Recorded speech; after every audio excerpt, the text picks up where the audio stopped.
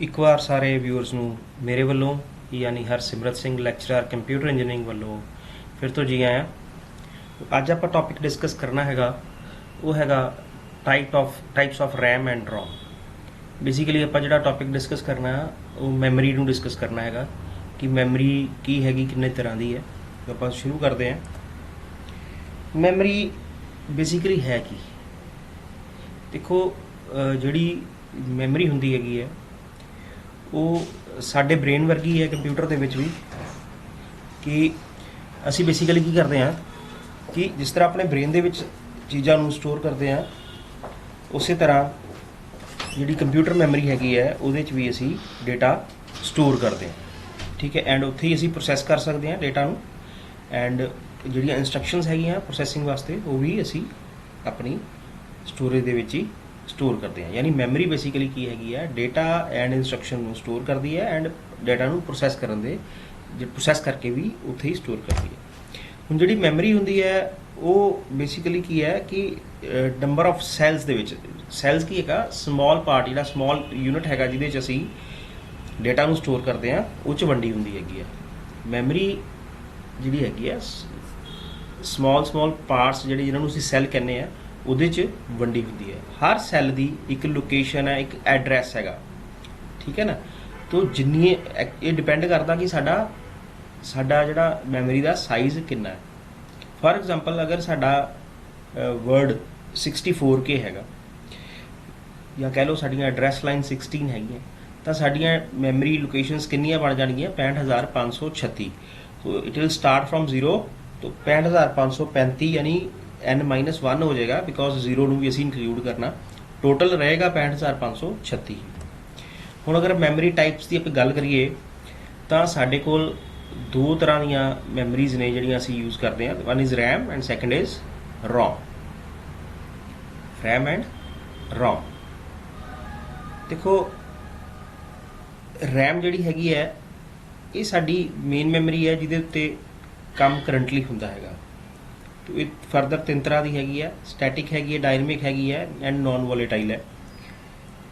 ਉਸ ਤੋਂ ਬਾਅਦ ਅਗਰ ਰੋਮ ਦੀ ਗੱਲ ਕਰੀਏ ਤਾਂ ਉਹ ਮਾਸਕਡ ਹੈਗੀ ਹੈ, ਪ੍ਰੋਗਰਾਮੇਬਲ ਹੈ, ਪੀਰੋਮ, ਈਪੀਰੋਮ, ਡਬਲ ਈਪੀ ਰੋਮ ਹੈਗੀ ਹੈ।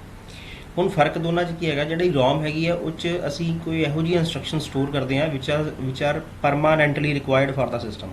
ਫਾਰ ਐਗਜ਼ਾਮਪਲ, ਅਸੀਂ ਬਾਇਓਸ ਦੀ ਰੋਮ ਦੀ ਗੱਲ ਕਰੀਏ ਤਾਂ ਉਹ 'ਚ ਕੀ ਹੈਗਾ, ਜਿਹੜਾ ਜਦੋਂ ਸਾਡਾ ਸਿਸਟਮ ਸਟਾਰਟਅਪ ਹੋਣਾ ਉਦੋਂ ਸਾਨੂੰ ਉਹਦੀ ਲੋੜ ਪੈਂਦੀ ਉਹਨਾਂ ਇੰਸਟਰਕਸ਼ਨਸ ਦੀ, ਉਸ ਪ੍ਰੋਗਰਾਮ ਦੀ ਜਿਹੜਾ ਸਾਡੇ ਸਿਸਟਮ ਨੂੰ ਸਟਾਰਟ ਕਰਦਾ। ਸੋ ਰੋਮ ਜਿਹੜੀ ਹੈਗੀ ਆ ਉਹ ਅਸੀਂ ਉੱਥੇ ਯੂਜ਼ ਕਰਦੇ ਹਾਂ ਜਿੱਥੇ ਪਰਮਾਨੈਂਟ ਮੈਮਰੀ ਚਾਹੀਦੀ ਹੈਗੀ, ਜਿੱਥੇ ਪਰਮਾਨੈਂਟ ਇੰਸਟਰਕਸ਼ਨਸ ਸਾਨੂੰ ਚਾਹੀਦੀਆਂ। ਹੁਣ ਅਗਰ ਰੈਮ ਦੀ ਗੱਲ ਕਰੀਏ ਤਾਂ ਰੈਮ ਜਿਹੜਾ ਹੈਗਾ ਉਹਨੂੰ CPU ਡਾਇਰੈਕਟਲੀ ਅਸੈਸ ਕਰ ਸਕਦਾ ਐਂਡ ਉੱਥੋਂ ਡਾਟਾ ਕਿਸੇ ਵੀ ਰੈਂਡਮ ਆਰਡਰ 'ਚ ਜਿਹੜਾ ਹੈਗਾ ਉਹ ਚੂਜ਼ ਕਰ ਸਕਦਾ। ਬੇਸਿਕਲੀ ਕੀ ਕਹਿੰਦੇ ਆ ਕਿ ਜਿਹੜਾ ਡਾਟਾ ਹੈਗਾ ਉਹ ਰੈਂਡਮਲੀ ਚੂਜ਼ ਕੀਤਾ ਜਾ ਸਕਦਾ, ਕਿ ਕੋਈ ਵੀ ਡਾਟਾ ਡਿਸਕ ਦੇ ਵਿੱਚੋਂ ਰੈਮ ਦੇ ਵਿੱਚੋਂ ਸਿਲੈਕਟ ਕੀਤਾ ਜਾ ਸਕਦਾ ਹੈਗਾ।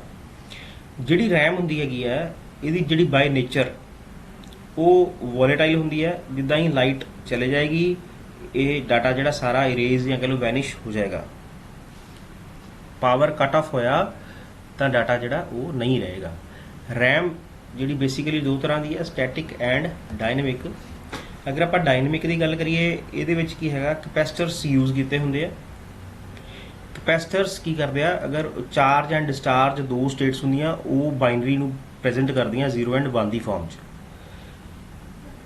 ਇਹਦੇ 'ਚ ਨਾ ਇੱਕ ਕਮੀ ਹੈਗੀ ਹੈ ਕਿ ਜਿਹੜਾ ਕਪੈਸਿਟਰ ਹੈਗਾ ਉਹ ਗ੍ਰੈਜੂਅਲੀ ਲੀਕ ਕਰਦਾ। ਜੋ ਗ੍ਰੈਜੂਅਲੀ ਲੀਕ ਕਰੇਗਾ ਮਤਲਬ ਆਪਣੇ ਆਪ ਡਿਸਚਾਰਜ ਹੋਏਗਾ, ਤੇ ਇਹਦਾ ਮਤਲਬ ਹੈਗਾ ਉਹ 1 ਸਟੇਟ ਤੋਂ 0 ਤੇ ਆ ਜਾਏਗਾ। ਇਹਦਾ ਮਤਲਬ ਡਾਟਾ ਜਿਹੜਾ ਉਹ, ਅਗਰ ਮੰਨ ਲਓ ਚਾਰਜ ਦਾ ਮਤਲਬ 1 ਹੈ, ਡਿਸਚਾਰਜ ਦਾ ਮਤਲਬ 0 ਹੈ, ਅਗਰ ਉਹ ਗ੍ਰੈਜੂਅਲੀ ਡਿਸਚਾਰਜ ਹੋ ਗਿਆ ਡਾਟਾ 1 ਤੋਂ ਆਪਣੇ ਆਪ 0 ਹੋ ਜਾਏਗਾ। ਸੋ ਉਹਨੂੰ ਬਚਾਉਣ ਵਾਸਤੇ ਇੱਥੇ ਇੱਕ ਐਕਸਟਰਾ ਸਰਕਟ ਲਗਾਇਆ ਜਾਂਦਾ ਹੈਗਾ, that is called refreshing circuit. ਉਹਦਾ ਕੀ ਕੰਮ ਹੈਗਾ ਕਿ ਜਿਹੜੀ ਇਲੈਕਟ੍ਰਿਸਿਟੀ ਹੈਗੀ ਹੈ ਉਹਨੂੰ ਕਪੈਸਿਟਰ ਨੂੰ ਦੁਬਾਰਾ ਪ੍ਰੋਵਾਈਡ ਕਰਨੀ, ਜਿਹਦੇ ਨਾਲ ਉਹ ਜਿਹੜਾ ਸਾਡਾ ਸਿਸਟਮ ਸਰਕਟ ਹੈਗਾ ਕਪੈਸਿਟਰ ਹੈਗਾ ਉਹ ਚਾਰਜ ਰਵੇ। ਉਸ ਤੋਂ ਗੱਲ ਅਸੀਂ ਬਾਤ ਕਰਦੇ ਹਾਂ ਸਟੈਟਿਕ ਰੈਮ ਦੀ। ਸਟੈਟਿਕ ਰੈਮ ਦੇ ਵਿੱਚ instead of using that capacitors ਇੱਥੇ ਕੀ ਹੈਗਾ, ਫਲਿਪ ਫਲॉप ਤੇ ਟ੍ਰਾਂਜ਼ਿਸਟਰਸ ਯੂਜ਼ ਕੀਤੇ ਜਾਂਦੇ ਆ। ਇਹ ਵੀ ਜਿਹੜਾ ਹੈਗਾ ਵੋਲੇਟਾਈਲ ਹੈ, ਜਿੱਦਾਂ ਹੀ ਪਾਵਰ ਕੱਟ ਆਫ ਹੋਏਗੀ ਮੈਮਰੀ ਜਿਹੜੀ ਹੈਗੀ ਆ ਉਹ ਇਰੇਜ਼ ਹੋ ਜਾਏਗਾ ਡਾਟਾ, ਬਟ ਇਹ ਫਾਸਟ ਹੈਗੀ as compare to D RAM. ਠੀਕ ਹੈ, ਇਹਦੇ 'ਚ ਕੀ ਹੈ 0 ਐਂਡ 1 ਦੀ ਫਾਰਮ 'ਚ ਡਾਟਾ ਆਏਗਾ। ਠੀਕ ਹੈ, ਇਹ ਬੇਸਿਕਲੀ ਵੋਲਟੇਜ ਤੇ ਡਿਪੈਂਡ ਕਰਦਾ, ਕਰੰਟ ਤੇ ਡਿਪੈਂਡ ਕਰਦਾ ਕਿ 0 ਵੈਲਿਊ ਕਿਹੜੀ ਹੈਗੀ, 1 ਵੈਲਿਊ ਕਿਹੜੀ ਹੈ। But it is also expensive than D RAM. ਇਹਨੂੰ ਇਹ 'ਚ ਕੀ ਹੈਗਾ ਕਿ ਇਹ 'ਚ ਓਵਰਹੈਡ ਘਟ ਗਿਆ, ਇਹਨੂੰ ਦੁਬਾਰਾ ਰੀਫਰੈਸ਼ ਕਰਨ ਦੀ ਜ਼ਰੂਰਤ ਨਹੀਂ ਹੈਗੀ। ਉਸ ਤੋਂ ਬਾਅਦ ਕਰਦੇ ਹਾਂ ਗੱਲ ਨॉन ਵੋਲੇਟਾਈਲ ਰੈਮ ਦੀ, NV ਰੈਮ ਕਹਿੰਦੇ ਇਹਨੂੰ। ਇਹ ਕਿਹੜੀ ਰੈਮ ਹੈ, ਬੇਸਿਕਲੀ ਰੈਮ ਬਾਈ ਨੇਚਰ ਕੀ ਹੁੰਦੀ, ਵੋਲੇਟਾਈਲ ਹੁੰਦੀ, ਉਹ 'ਚੋਂ ਡਾਟਾ ਇਰੇਜ਼ ਹੋ ਜਾਂਦਾ ਜਿੱਦਾਂ ਹੀ ਲਾਈਟ ਚਲੇ ਜਾਂਦੀ ਹੈ, ਜਿੱਦਾਂ ਹੀ ਪਾਵਰ ਜਿਹੜੀ ਇਲੈਕਟ੍ਰਿਸਿਟੀ ਹੈਗੀ ਉਹਨੂੰ ਕੱਟ ਆਫ ਕਰ ਦਿੰਦੇ। ਪਰ ਇਹ ਜਿਹੜੀ ਰੈਮ ਹੈਗੀ ਹੈ ਇਹਨੇ ਪਾਵਰ ਕਿੱਥੋਂ ਲੈਣਾ, ਸਿਸਟਮ ਬੈਟਰੀ ਤੋਂ। ਜਦੋਂ ਕੰਪਿਊਟਰ ਆਫ ਹੈ ਇਹਨੇ ਸਿਸਟਮ ਬੈਟਰੀ ਤੋਂ ਪਾਵਰ ਲੈਣਾ ਐਂਡ ਡਾਟਾ ਨੂੰ ਰਿਟੇਨ ਕਰਕੇ ਰੱਖਣਾ। ਐਂਡ ਇਹ 'ਚ ਬੇਸਿਕਲੀ ਜਿਹੜੀ ਇਹ ਰੈਮ ਹੈਗੀ ਹੈ ਹਾਈ ਐਂਡ ਸਿਸਟਮ ਦੇ ਵਿੱਚ ਹੀ ਯੂਜ਼ ਕਰਦੇ ਹੈਗੇ। ਉਸ ਤੋਂ ਬਾਅਦ ਅਗਰ ਗੱਲ ਕਰਦੇ ਹਾਂ ਰੋਮ ਦੀ, ਰੋਮ ਜਿਹੜੀ ਹੈਗੀ ਹੈ ਉਹ ਆਪਾਂ ਕਿੱਥੇ ਯੂਜ਼ ਕਰਨੀ ਹੈ, ਜਿੱਥੇ ਡਾਟਾ ਪਰਮਾਨੈਂਟਲੀ ਸਟੋਰ ਕਰਨ ਦੀ ਸਾਨੂੰ ਲੋੜ ਹੈ, ਉੱਥੇ ਆਪਾਂ ਰੋਮ ਯੂਜ਼ ਕਰਦੇ ਹਾਂ। ਤੇ ਰੋਮ ਜਿਹੜੀ ਹੈ ਨॉन ਵੋਲੇਟਾਈਲ ਹੈ, ਇਹਦਾ ਮਤਲਬ ਇਹ ਹੈ ਕਿ ਜਦੋਂ ਪਾਵਰ ਜਾਏਗੀ ਜੋ ਡਾਟਾ ਨਹੀਂ ਜਾਏਗਾ, ਡਾਟਾ ਵਿਲ ਬੀ देयर। ਰੋਮ ਜਿਹੜੀ ਹੈਗੀ ਹੈ ਉਹ further mask Rome, P Rome, EP Rome and WP ਰੋਮ ਦੇ ਵਿੱਚ ਡਿਵਾਈਡਡ ਹੈਗੀ ਹੈ, ਆਪਾਂ ਡਿਸਕਸ ਕਰਦੇ ਹਾਂ। ਹੁਣ ਜਿਹੜੀ ਮਾਸਕ ਰੋਮ ਹੈਗੀ ਹੈ ਇਹ 'ਚ ਕੀ ਹੈ ਕਿ ਇਹਦੇ ਵਿੱਚ ਜਿਹੜੇ ਕੰਟੈਂਟ ਹੈਗੇ ਆ ਉਹ ਮੈਨੂਫੈਕਚਰਰ ਨੇ ਪਾ ਕੇ ਪ੍ਰੋਗਰਾਮ ਕਰਕੇ ਭੇਜਣੇ ਆ, ਯੂਜ਼ਰ ਇਹਦੇ 'ਚ ਕੁਝ ਨਹੀਂ ਕਰ ਸਕਦਾ। ਠੀਕ ਹੈ, ਯੂਜ਼ਰ ਕੋਈ ਚੇਂਜਸ ਵਿੱਚ ਨਹੀਂ ਕਰ ਸਕਦਾ, ਯਾਨੀ ਕਿ ਮੈਨੂਫੈਕਚਰਰ ਹੀ ਇਹਦੇ ਵਿੱਚ ਪ੍ਰੋਗਰਾਮ ਆਪਣਾ ਰਾਈਟ ਕਰਕੇ ਭੇਜੇਗਾ ਐਂਡ ਸਿਸਟਮ ਦੇ ਵਿੱਚ ਇਹ ਐਮਬੈਡ ਹੋ ਕੇ ਆਏਗੀ।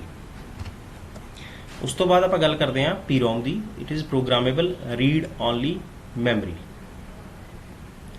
ਇਹ ਕੀ ਹੁੰਦੀ ਹੈ, ਇੱਕ ਖਾਲੀ ਚਿਪ ਦੀ ਤਰ੍ਹਾਂ ਹੁੰਦੀ ਹੈ, ਬਲੈਂਕ ਚਿਪ ਹੁੰਦੀ ਹੈ ਜਿਹੜੀ ਯੂਜ਼ਰ ਨੂੰ ਮਿਲ ਜਾਂਦੀ ਹੈ ਐਂਡ ਯੂਜ਼ਰ ਜਿਹੜਾ ਹੁੰਦਾ ਹੈ ਉਹ ਪੀ ਰੋਮ ਬਰਨਰ ਦੀ ਹੈਲਪ ਦੇ ਨਾਲ ਇਹਦੇ 'ਚ ਕੰਟੈਂਟ ਆਪਣੇ ਰਾਈਟ ਕਰ ਸਕਦਾ। ਠੀਕ ਹੈ, ਮਤਲਬ ਇੱਕ ਬਲੈਂਕ ਮਿਲੇਗੀ ਸਾਨੂੰ, ਯੂਜ਼ਰ ਆਪਣੇ ਹਿਸਾਬ ਦੇ ਨਾਲ ਅਗਰ ਜੋ ਵੀ ਉਹਦੇ 'ਚ ਰਾਈਟ ਕਰਨਾ ਚਾਹਵੇ ਉਹ ਯੂਜ਼ਿੰਗ ਪੀ ਰੋਮ ਬਰਨਰ ਉਹ ਕਰ ਸਕਦਾ। ਉਸ ਤੋਂ ਬਾਅਦ ਅਗਰ ਗੱਲ ਕਰਦੇ ਆਪਾਂ E P ROM, it is erasable programmable read only memory. ਇਹਨੂੰ ਕੀ ਕਰਦੇ, ਜਦੋਂ ਬੇਸਿਕਲੀ ਇਹਦੇ ਦੇਖੋ ਇਹਦੇ ਨਾਮ ਤੋਂ ਹੀ ਪਤਾ ਲੱਗਦਾ ਇਰੇਜ਼ੇਬਲ ਐਂਡ ਪ੍ਰੋਗਰਾਮੇਬਲ। ਮਤਲਬ ਕੀ ਹੈ ਕਿ ਇਹ 'ਚ ਜਿਹੜਾ ਡਾਟਾ ਆਲਰੇਡੀ ਹੈ ਉਹਨੂੰ ਇਰੇਜ਼ ਕਰਕੇ ਫਿਰ ਤੋਂ ਯੂਜ਼ ਕੀਤਾ ਜਾ ਸਕਦਾ। ਕੀ ਕਰਦੇ ਆ ਇਹਨੂੰ ਕਿ ਅਲਟਰਾ ਵਾਇਲਟ ਲਾਈਟ ਦੇ ਵਿੱਚ ਲਿਆ ਕੇ ਡਾਟਾ ਨੂੰ ਇਰੇਜ਼ ਕੀਤਾ, ਮਤਲਬ strong source of ultraviolet light ਤੇ ਜਦੋਂ ਪਏਗਾ ਜਿਹੜਾ ਪੁਰਾਣਾ ਡਾਟਾ ਹੋਏਗਾ ਉਹ ਇਹਦੇ ਚੋਂ ਵੈਨਿਸ਼ ਹੋ ਜਾਏਗਾ ਤੇ ਫਿਰ ਉਸ ਤੋਂ ਬਾਅਦ ਅਸੀਂ ਫਿਰ ਤੋਂ ਇਹਦੇ ਵਿੱਚ ਪ੍ਰੋਗਰਾਮ ਲਿਖ ਸਕਦੇ ਹਾਂ। ਉਸ ਤੋਂ ਬਾਅਦ ਹੈਗਾ EEP ROM, this is electrically erasable programmable read only memory। ਇਹਦੇ 'ਚ ਵੀ ਸੇਮ ਕਨਸੈਪਟ ਹੈ ਕਿ ਡਾਟਾ ਇਰੇਜ਼ ਹੋ ਸਕਦਾ ਐਂਡ ਅਸੀਂ ਦੁਬਾਰਾ ਤੋਂ ਇੱਕ ਵਾਰ ਫਿਰ ਜਿਹੜੀ ਸਾਡੀ ROM ਹੈਗੀ ਆ ਉਹਨੂੰ ਯੂਜ਼ ਕਰ ਸਕਦੇ ਹਾਂ, ਮਤਲਬ ਡਾਟਾ ਰੀਰਿਟਨ ਕਰ ਸਕਦੇ ਹਾਂ। ਪਰ ਇਨਸਟੈਡ ਆਫ ਲਾਈਟ ਇਹਦੇ 'ਚ ਕੀ ਹੈਗਾ, ਇਲੈਕਟ੍ਰਿਕ ਚਾਰਜ ਦੇ ਕੇ ਜਿਹੜਾ ਸਾਡੀ ਚਿਪ ਹੈਗੀ ਹੈ, ROM ਹੈਗੀ ਹੈ, ਉਹਦੇ ਤੋਂ ਡਾਟਾ ਇਰੇਜ਼ ਕੀਤਾ ਜਾਂਦਾ। ਸੋ ਆਪਾਂ ਹੁਣ ਤੱਕ ਡਿਸਕਸ ਜੋ ਕੀਤਾ ਹੈਗਾ ਰੈਮ ਦੀ ਟਾਈਪਸ ਡਿਸਕਸ ਕੀਤੀਆਂ and ROM the type discuss ਕੀਤੀਆਂ। ਇਹ ਪੇਪਰ ਦੇ ਵਿੱਚ ਆਉਣ ਵਾਲਾ ਕੁਐਸਚਨ ਹੈਗਾ, ਇਹ 5 ਨੰਬਰ 'ਚ ਹਮੇਸ਼ਾ ਆ ਜਾਂਦਾ ਹੈਗਾ। So thank you. ਇਹ ਟੌਪਿਕ ਜਿਹੜਾ ਛੋਟਾ ਜਿਹਾ ਟੌਪਿਕ ਸੀਗਾ, ਅਗਰ ਕਿਸੇ ਨੂੰ ਕੋਈ ਪ੍ਰੋਬਲਮ ਹੈਗੀ ਹੈ, ਕਿਸੇ ਨੂੰ ਕੋਈ ਡਾਊਟ ਹੈਗਾ, ਹੀ ਔਰ ਸ਼ੀ ਕੈਨ ਆਸਕ ਮੀ। ਤੁਸੀਂ ਮੈਨੂੰ ਫੋਨ ਕਰ ਸਕਦੇ ਹੋ ਜਾਂ ਮੈਨੂੰ ਕਮੈਂਟ ਬਾਕਸ 'ਚ ਜਾ ਕੇ ਲਿਖ ਕੇ ਪ੍ਰੋਬਲਮ ਪੁੱਛ ਸਕਦੇ ਹੋ।